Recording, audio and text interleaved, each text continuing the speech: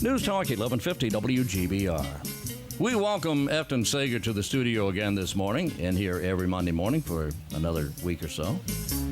All right, and then we'll talk about that probably next week, right?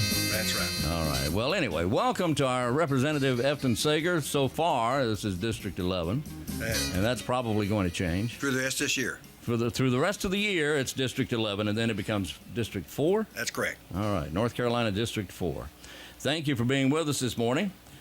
And what has your week or two been like since we saw you last? Well, actually, Wayne, there's been a lot of shakeup going on. I mean, as far as the governor is not, she announced she wasn't going to run again, and of course I hear on the news that it's because of partisan politics. I mean, it's amazing to me that when our side gets partisan, then the other side has never been partisan. Right. But I mean, it's amazing how we use a blame game for everything that goes wrong. I mean, because it doesn't go right. But Wayne, I watched a movie this weekend, Courageous, that tells a whole story about the reason we got problems in our school system is because parents, there's too many homes where particularly the males don't have a father image. And it goes on. If you haven't seen that movie, I would recommend anybody look at it, because in our school system we can pour dollars and dollars and dollars into it until we resolve this problem. We're still going to have a tremendous problem, because our school teachers are taxed so much with trying to resolve problems and help kids when they come to school, whether they don't have a good family life. Yeah.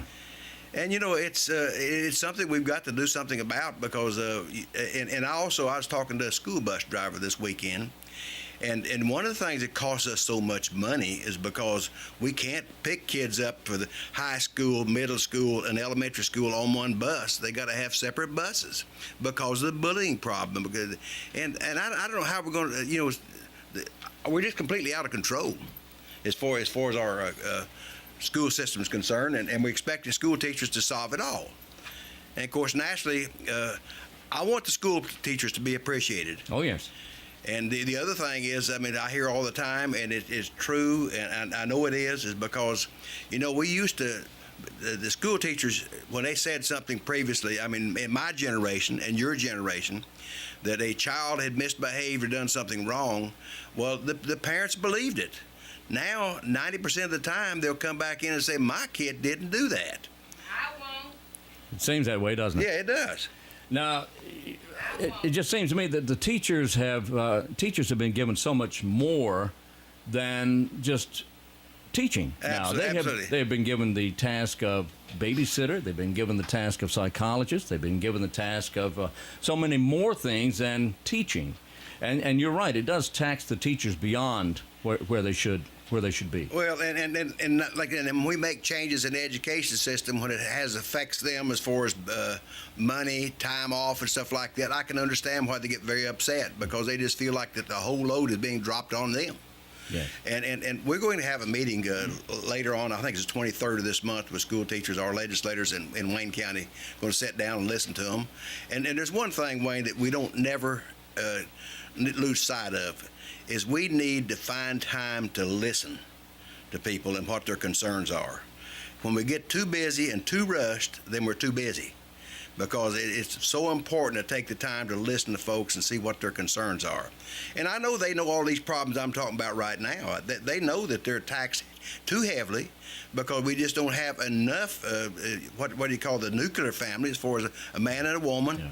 And so many times we have young men will get a young girl pregnant, and they're with them until that baby's born, and then they hightail it and go somewhere else, and then that young lady has got all kinds of problems for it she's got to cope with, because she can't make a living, so she's on a welfare system, or the child winds up with the grandparents or something like that, and that's the grandparents may love them, and their aunts and uncles may love them, but they can't be the father and mother to them like that their own parents can. It's it's a sad situation that when that happens to a family, it just puts so much on the family. But it's not always poor families. It's not always rich families. No. It's not always depending. It doesn't depend on what race. It doesn't depend on Absolutely not. or ethnicity, or it doesn't depend on from where you come. It can be north, south, east, west, any race, any people from anywhere. It happens in the best of families and in the poorest of families. Yes, and like I said, and do we resolve that situation, we're going to have a tremendous problems in our schools right on. I mean, we talk about other countries like Finland, where they're the tops in education.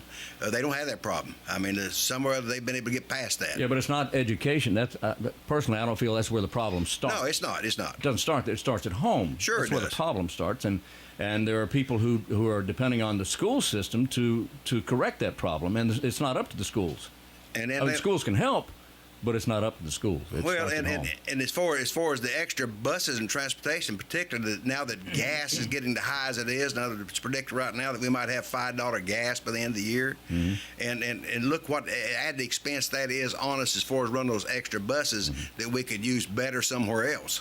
I don't have any children in grade school, but those that ride the buses, would it be less expensive to put 3 buses out for the 3 different schools?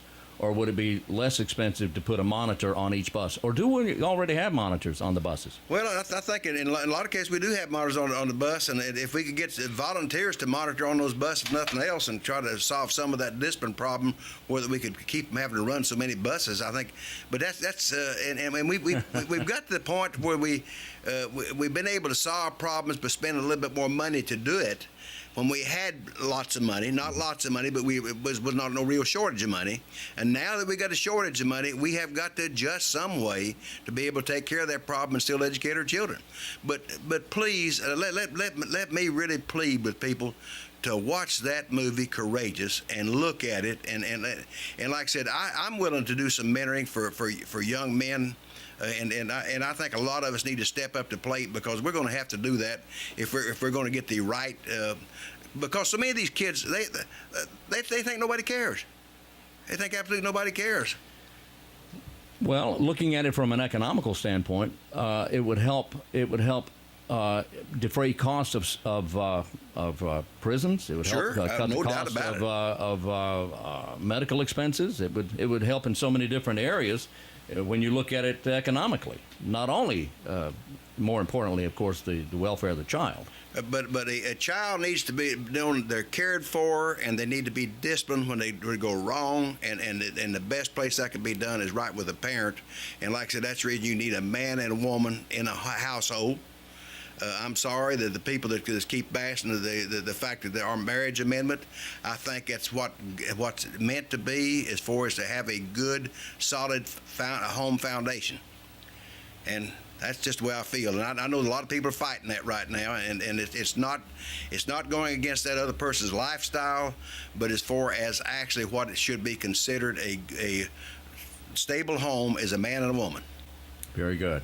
All right, Efton Seger. What else is good? What are you doing this week? Well, I got Relay for Life going to be kicking off on Thursday night. Are you running? No. I'm not going to run. I just thought I'd ask. Well, Relay for Life is running, and I probably need to. But that's the First Pentecostal Church. I think it's opened up they're going to have that kickoff on Thursday night. I'm looking forward to going to that. And of course, I got a doctor's appointment to get some stitches out of my face, and my wife's got an appointment on Wednesday. I've got 3 different friends, and got one in East Carolina having bypass surgery. I got one in Chapel Hill having bypass surgery, and got another person got a operation in Wednesday at Duke. So I've got plenty of friends in the hospital that need to be prayed for. Indeed, and we appreciate your being here. How could someone get in touch with you if they needed to talk to Efton Seger? All right, the quickest way is on my cell phone at 919-922-1484. And leave a message there. If I'm not there, I'll get back with you. And sometimes I have to do it on the landline. But my home phone number is 735-9458. My office number in Raleigh is 919-733-5755. My personal web page is eftonseger.org. My web page at the legislature is efton.seger@ncleg.net. See, I got through every bit of that without having a Rick Perry moment. I tell you, and you didn't have anything written down. No, that's amazing. I'll tell you what, you're sharp. Yeah, thanks a lot, Wayne. All right, Representative Efton Seger of the North Carolina House. Always great to have you in the studio with us, and we'll see you next Monday. All right. We might want to mention special announcement. Special announcement next Monday. Coming up next Monday here on WGBR.